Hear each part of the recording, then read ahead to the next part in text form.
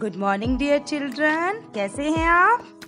Today I am going to discuss with you summary of The Robot, जो कि एक science fiction है and it is written by an Indian writer Dilip Salwai. So let's begin. Deepa is an obstinate and lazy girl, always tries to dominate others. Doxy, अब Doxy कौन है? Doxy एक robot है.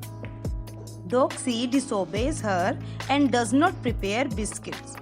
Deepa's mother scolds her for bad behavior, but she convinces her mother to send Doxy for repair. अब जो Doxy के साथ दीपा का बिहेवियर है वो बहुत गंदा है, वो उसे डांटती रहती है. डॉक्सी दीपा के लिए बिस्किट प्रिपेयर नहीं करता.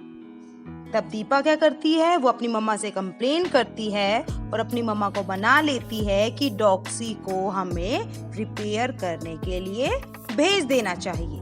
After few days Doxy comes back from the repair centre and again disobeys Deepa. Doxy's strange behavior is noticed by Deepa's mother as Doxy breaks her favorite blue bowl crockery and also refuses to clear up the broken bits. Doxy is dismantled once again for repairing. 2 days later, he seems to go out of control. She dismantles Doxy once again. The salesman feels sorry and suggests them to watch Doxy secretly at night.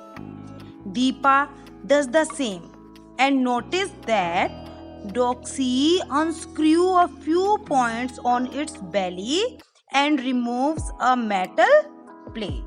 अब होता क्या है बच्चों? जो Doxy होता है वो repair centre से वापस आ जाता है. रिपेयर होने के बाद भी डॉक्सी काफी स्ट्रेंज बिहेवियर करता है और एक दिन तो वो मम्मा की फेवरेट ब्लू बाउल क्रॉकरी भी तोड़ देता है और उसके बाद वो वहां से सफाई करने से भी मना कर देता है.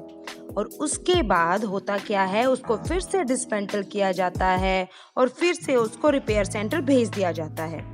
फिर से वो वापस आता है लेकिन फिर से उसमें कोई चेंज नहीं होता.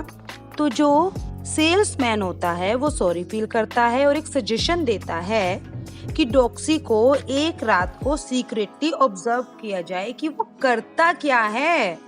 एक दिन रात को दीपा चोरी चोरी डॉक्सी को नोटिस करती है कि वो कर क्या रहा है और वो देखती है कि जो डॉक्सी है वो खुद को अनस्क्रू कर रहा है और उसने अपनी जो प्रोग्रामिंग चिप्स हैं वो भी हटा दी हैं. वो जल्दी से जाके अपने पेरेंट्स को बुला कर लाती है. After that Doxy explain its problem to Deepa's parent and says metal too can suffer from metal fatigue. It is used every day without break. It needs rest. So it began to act strangely. तो जो Doxy होता है वो समझाता है कि जो metal है भाई वो पूरा दिन काम करता है, उसे भी तो रेस्ट की जरूरत है. All family members understand its problem. Father dismantle Doxy and give the rest it needs. From this story, we learn that rest is an essential part of our schedule.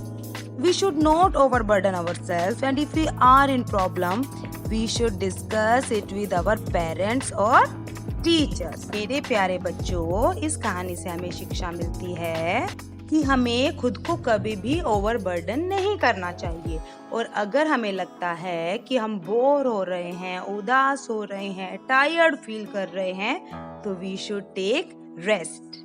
I hope कि आपको ये summary अच्छी लगी होगी. Bye. Next time मिलते हैं नई summary के साथ.